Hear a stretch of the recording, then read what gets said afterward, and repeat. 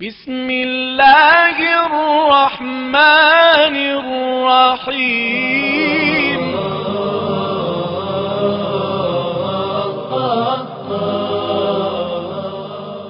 وجود مبارک سید الساجدین، وارث حرکت سرخ عاشورای حسینی، وجود مبارک زین العباد، روح عبادت، روح سجود، روح تقوا و روح ایمان، حقیقت رو برهنه و عریان پیش روی من و شما قرار میده عزیزان، که اگر انسان عاری از معرفت الهی باشد، اگر در وجود انسان تمیز و شناخت بر اساس نیرو و قوت خردی که در وجود انسان قرار داده شده است، که ابزار این تمیز و معرفت رو خدا به انسان داده، انسان موجودی است خردورز، عقلانی، اگر انسان نیروی عقل رو به کار نگیرد، معرفت رو به خداوند سبحان حاصل نکنه، جایگاه خودش رو در وجود نداند، چرایی وجود انسان برای او تفسیر و تعریف نشود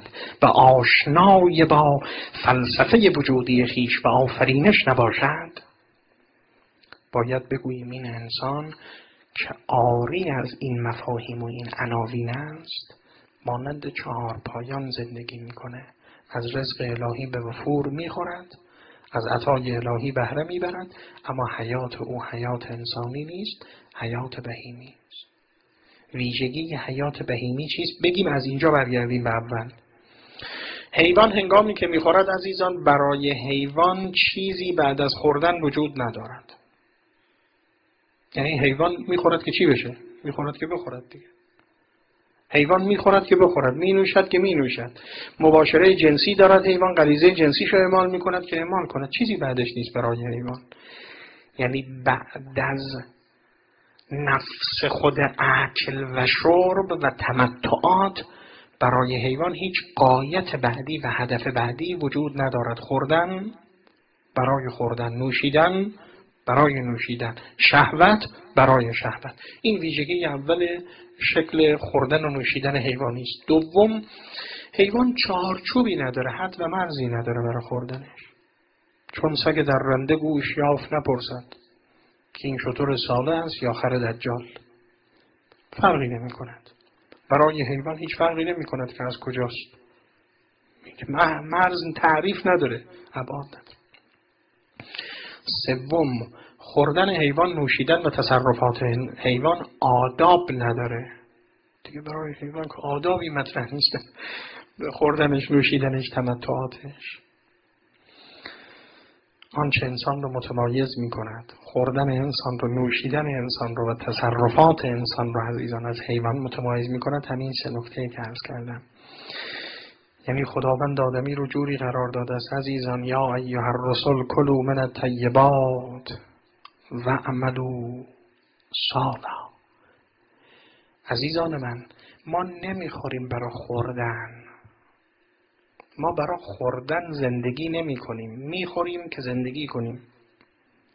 ما برای نوشیدن زندگی نمی کنیم، می نوشیم که زندگی کنیم.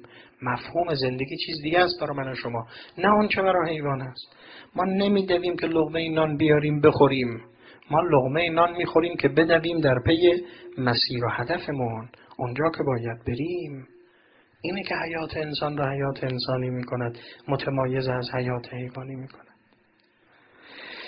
انسان موجودی است که با معرفتی که خدا به او داده است و گشوده است، حبس نکرده است این معرفت رو، میداند که کجاست، به کجا میرود، میداند که انا بالله و انا الیه راجعون. مقصد و مقصود و هدف برای او تعریف شده و روشنه.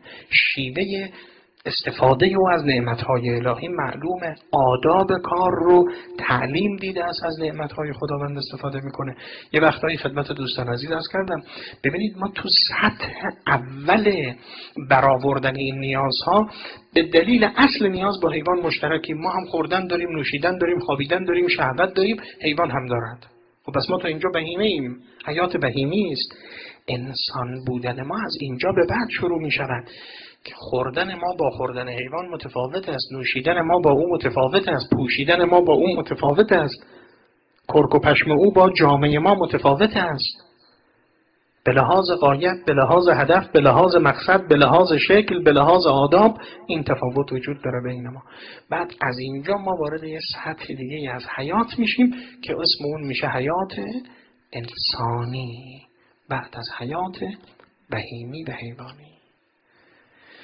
راز رسیدن و راه رسیدن به حیات انسانی چیست به تعبیر وجود مبارک امام سجاد؟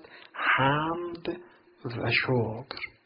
با حمد ولی نعمت مشخص میشه، فلسفه آمدن رفتن مشخص میشه، با شکر شیوه حرکت کردن مشخص میشه. حمد مشخص کنه که میگه الحمدلله از کجاست، من آنچه دارم وجود هستی به کجاست، الحمدلله. بعد در این بین چگونه باید حرکت کرد؟ با چی؟ با شکر، با مفهوم شکر. میشه این دوتا عاملی که انسان رو متمایز هست حیوان میکند و حیات انسانی میشه حیات انسانی. و وا اسفا، من چون پشتوانه سخن من کلام سید ساجدین پروا ندارم، بی‌محابا عرض میکنم.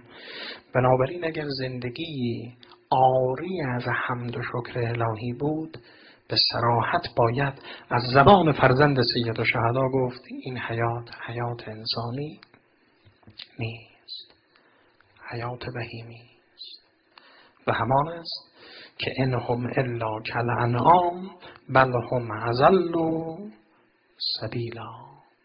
این نیست مگر حیات چهار پایان به تعبیر حضرت بل هم اضل سبیلا. اللهم إني أسألك أن تختم لي بالسعادة ولا حول ولا قوة إلا بالله العلي العظيم.